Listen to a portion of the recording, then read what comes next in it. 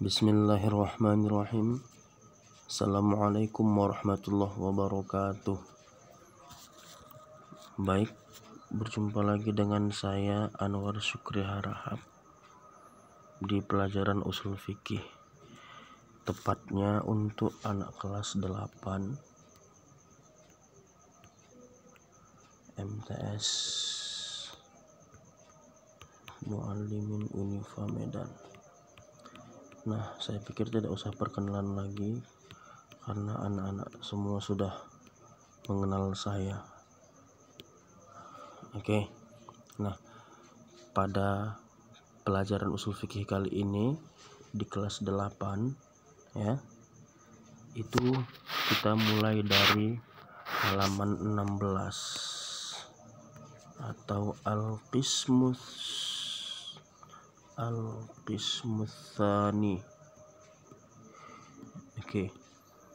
Atau bagian yang kedua, fi adillatil ahkami.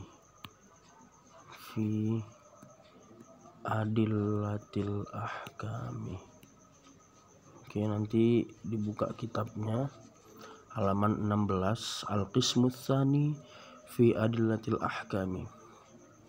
Oke ya. Jadi di pembelajaran bagian kedua ini, tepatnya di kelas 2, yang akan kita pelajari tentang dalil-dalil hukum. Dalil-dalil hukum sebagai rujukan kita dalam menetapkan hukum. Baik. Al-mabhasul awal, pembahasan yang pertama yaitu mengenai fil kitabi. Al-mabhasul awal ya, itu fil kitabi, tentang kitab.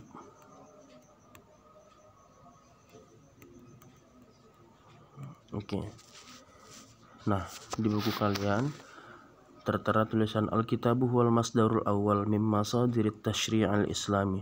Kitab itu adalah sumber pertama dari sumber hukum Islam. Ya. Maka kitab yang dimaksud di sini apa, Ustaz? Kitab yang dimaksud di sini adalah Al-Qur'an. Ya, Al-Qur'an. Maka dikatakan di kitab kita halaman 16, Alkitab atau Al-Qur'an itu adalah sumber pertama dari sumber-sumber hukum Islam. Jadi, rujukan pertama kita dalam menetapkan hukum itu yang pertama sekali adalah Al-Qur'an.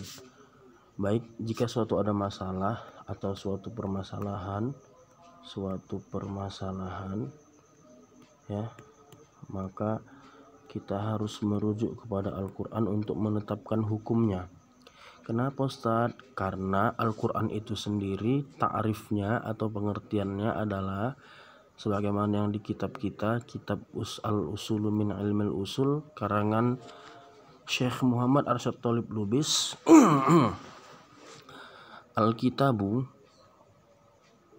au Al-Qur'anu wa huwa kalamullah ta'ala al-munazzalu ala Muhammadin sallallahu alaihi wasallam bilisanin arabiyyin mubin al-manqul ilaina naqlan mutawatiran wal kitabu wal Qur'an. Nah, jadi Alkitab itu atau Al-Qur'an itu Al-Qur'an.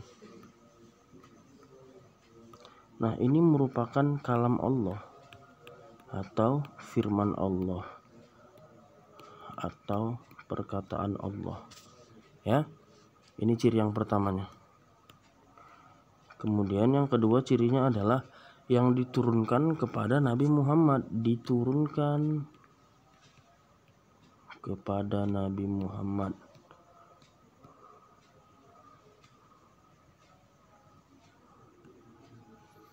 ya, diturunkan kepada Nabi Muhammad dengan berbahasa Arab, bilisanin arabiyyin,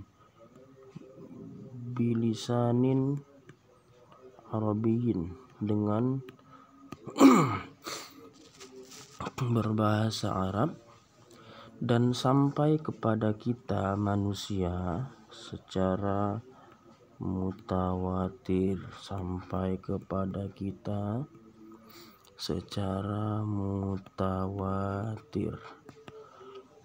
ya, secara mutawatir. Dan Al-Qur'an, ya, Al-Qur'an inilah yang